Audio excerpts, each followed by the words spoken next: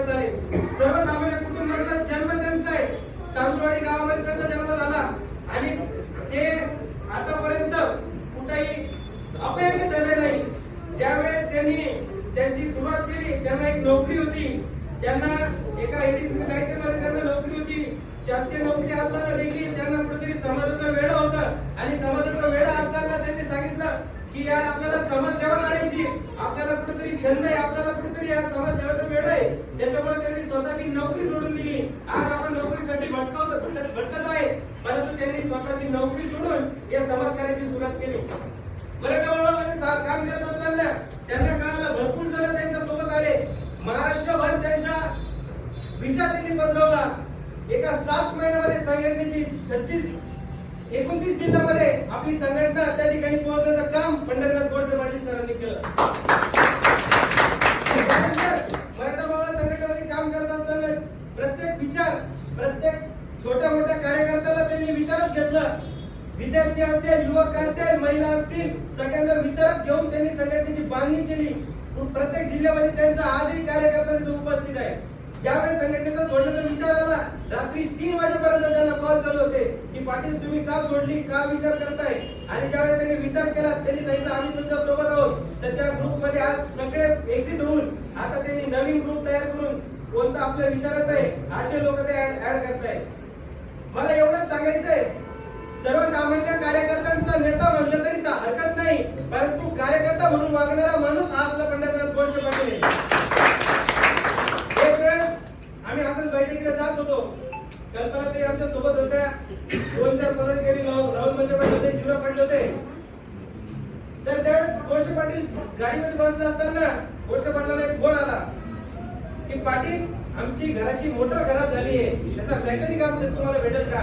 तर पाटलांनी सांगितलं 2च मिनिटं थांबा. कॉन्फरन्सवर त्या मोटरवाल्याला घेतलं, त्याला सांगितलं की आपल्या माणसाची मोटर खराब झाली आहे, तुम्ही तिथे जाऊन त्यांचा तो प्रॉब्लेम सॉल्व्ह करा.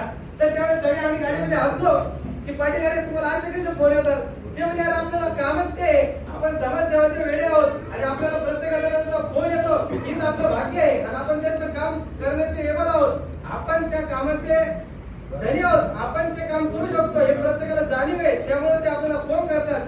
त्याच्यामुळे आम्हाला त्यावेळेस हसू आलं, परंतु आज आम्हाला कुठेतरी खरंच वाटतंय की संस्थापक पदाचा हा माणूस या ठिकाणी जन्मलेला आहे. आणि मला तुमचं एवढंच सांगायचंय की पाटील तुम्ही हात द्या, आम्ही साथ देऊ. इतके जर एका फक्त पोस्टवर जवळपास एका पोस्टवर तुम्ही सर्वजण जमलात याचा सार्थ त्यांना अभिमान राहील. आणि इथून पुढे शेतकऱ्यांचे कोणतेही प्रश्न असतील, कोणत्याही समस्या असतील, शेतकऱ्यांच्या प्रत्येक कार्यासाठी ते धडपडत राहणार आहे. आणि त्यांनी सांगितलं की ज्यावेळेस विचार आले त्याच्यानंतर त्यांना रात्री 12 वाजता राजकीय पक्षातून देखील फोन आलेला आहे. भुमरे साहेबांचा त्यांना फोन आला, तुम्हाला नगरसेवक करतो. त्यांनी स्पष्ट भाषेत सांगितलं की भुमरे साहेब मी राजकीय पक्षात येऊ शकत नाही, मला ते जमणारच नाही. मी जरी राजकारणात आलो तर मला ते राजकारण करता येणार नाही, मला ते राजकारणाची स्थिती मला जमणार नाही त्यांनी सांगितलं. आणि मराठा मी संघटना स्थापन करतोय, तुमचा पाठबळ असेल, तुमची मार्गदर्शन असेल, आम्ही नक्की तुमचं मार्गदर्शन घेऊ. तुम्ही ज्या ठिकाणी चुकाल त्या तिथे आम्ही तुम्हाला दिशा दाखवू. एक देखील काम आम्ही त्या ठिकाणी करू. हे रात्री 12 वाजता त्यांच्या फोनून त्यांनी बोललेले आहे. मला या ठिकाणी एवढं सांगायचंय, मराठा मोर्चा संघटनेत देखील त्यांनी सांगितलं कोणालाही दुखवायचं नाही, कोणालाही आपल्याला त्या ठिकाणी बोलायचं नाही की बाबा तुम्ही मराठा मोर्चा सोड आणि आमच्या सोबत ये. परंतु देखील शिंदे सर थोडस आपल्या त्या कार्यकर्त्यांना थोडस कुठेतरी वेगळं वाटतंय. बोटावर बोलता इतक्या कार्यकर्ते पाटलाच्या विरोधात तिथं काम करताय. त्यांनी सांगितलं राजकीय खर्चुल्या कुत्र्यांनी मराठा मोर्चा संघटना फोडण्याचा प्रयत्न केला पण मराठा मोर्चाने हाणून पाडला.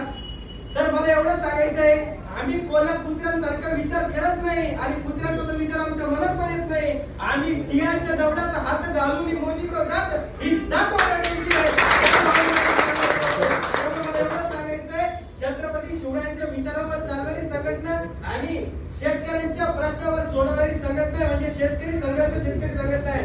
पाटलांनी जर विचार केला असता तर मराठा मावळाच्या समोर फक्त संघर्ष जरी लावला असता तर संघर्ष मराठा मावळा करता आला असता. पण हा विचार पाटलाच्या डोक्यात नव्हता. कुठेतरी कुत्र्यांचा विचार ते करत नाही आणि कुठेतरी ते बारीक विचार करत नाही, ते मोठा विचार करतात. त्यामुळे त्यांनी स्वतःची संघटना, स्वतःचं कर्तृत्व आणि स्थापना केली.